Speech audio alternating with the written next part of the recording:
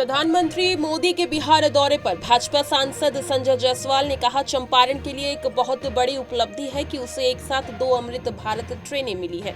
मोदी जब भी बिहार आते हैं खुशियों की सौगात लेकर आते हैं। चंपारण के लिए तो बहुत बड़ी उपलब्धि है कि एक साथ 2 अमृत भारत ट्रेनें चंपारण को मिली हैं और बिहार में भी 8,000 करोड़ की योजनाओं का शिलान्यास और उद्घाटन, गरीबों के घर के में मकान, हम दिव्यांग भाइयों को घर। माननीय मोदी जी का जब भी बिहार आगमन होता है तो खुशियों की सौगात आता है। अभी तक केंद्र सरकार बिहार को लगभग 15 लाख करोड़ रुपए का मदद विभिन्न मदों से दे चुकी है और यह बताता है कि भारत सरकार बिहार के प्रति कितनी संवेदनशील है। एडिशनल डीसीपी दक्षिण पश्चिमी दिल्ली अभिमन्यु पोसवाल ने बताया, 16 जुलाई को एक स्कूल में और आज सुबह 2 स्कूल में ईमेल के माध्यम से बम की धमकी मिली थी। तुरंत जांच शुरू की गई। स्कूल सुचारू रूप से चलता रहा। अभी सब कुछ ठीक है। 16 को और आज 18 की सुबह भी हमारे पास इंफॉर्मेशन मिली थी कि ईमेल के थ्रू बॉम्ब थ्रेट्स रिसीव हुए। 16 को एक स्कूल के अंदर आया था और आज 2 स्कूलों के अंदर हमारे डिस्ट्रिक्ट में ऐसा हुआ था, साउथ वेस्ट डिस्ट्रिक्ट में, जहाँ पे बॉम्ब थ्रेट रिसीव हुआ था। तो इमीडिएटली जो हमारी इंटरनल SOPs बनी हुई हैं पुलिस की, उसके बेसिस पे हमने उसको चेक किया, सारी चीज़ें वेरीफाई करी हैं। उसके बाद पुलिस ने हैंडओवर कर दिया है एडमिनिस्ट्रेशन के अंदर और ये पाया कि जो स्कूल के जो लोग थे थोड़ा पैनिक मोड में तो रहते हैं, बट हैंडओवर करने के बाद स्कूल सुचारू रूप से चलता रहा, फंक्शनल रहा, उसमें कोई भी ऐसी बाधा नहीं आई और सारी चीज़ें अभी तक तो ठीक हैं। तो जो भी ऐसी पैनिक की चीज़ है, मैं यही रिक्वेस्ट करूंगा स्कूल एडमिनिस्ट्रेशन से और जो स्कूल के पेरेंट्स हैं कि जैसे भी आपको अगर जो ऐसी कोई इन्फॉर्मेशन मिलती है इमीडिएटली पुलिस को इन्फॉर्म करें। हम अपने जो भी इंटरनल SOPs हैं उनके बेसिस पे सारी चीज़ें वेरीफाई करेंगे और अननेसेसरी पैनिक ना हो उसके लिए भी हम सबसे एक बार रिक्वेस्ट करते हैं। प्रधानमंत्री मोदी के बिहार दौरे पर बिहार भाजपा अध्यक्ष दिलीप जायसवाल ने कहा, प्रधानमंत्री मोदी ने आज जो सौगात दी है वो आने वाले समय में बिहार को विकसित बिहार बनाने में मील का पत्थर साबित होगी। जिस साहस के साथ आप बिहार के विकास के लिए खड़े हैं उसके लिए हम PM मोदी और मुख्यमंत्री को धन्यवाद देते हैं। प्रधानमंत्री जी ने आज जो सौगात दिया है बिहार के लिए, आने वाले समय में विकसित बिहार बनने के लिए मील का पत्थर साबित होगा।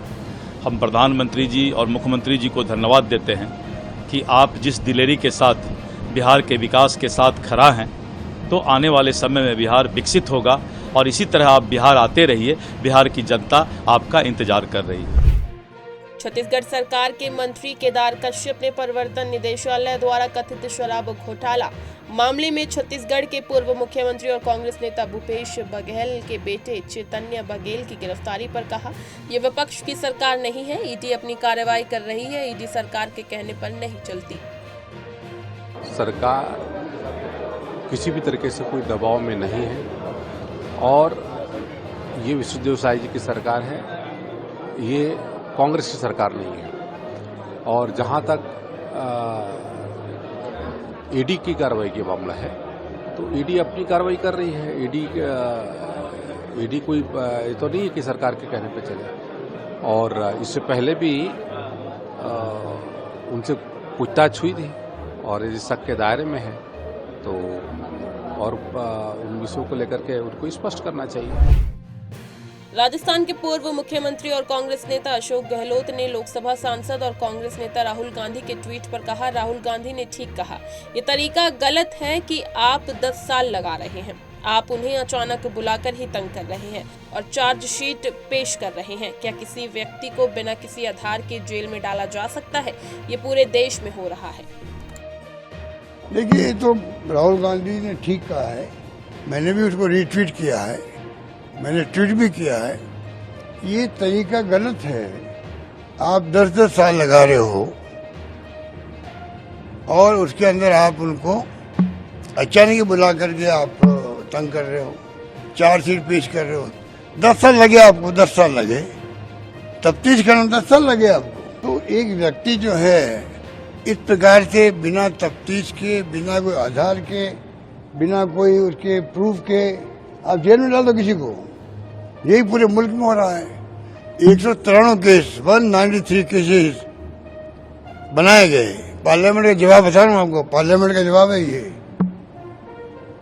जब में सरकार मान रही है कि 193 मेरे खाली 2 केस प्रूव हुए हैं, तो बाकी लोगों के साथ कितना अन्याय हुआ, कितना जुल्म हुआ होगा, कितना परिवार परेशान हुआ होगा, वो खुद परेशान हुए होंगे, जेलों में बंद रहे होंगे, जमानत हुई या नहीं हुई होगी।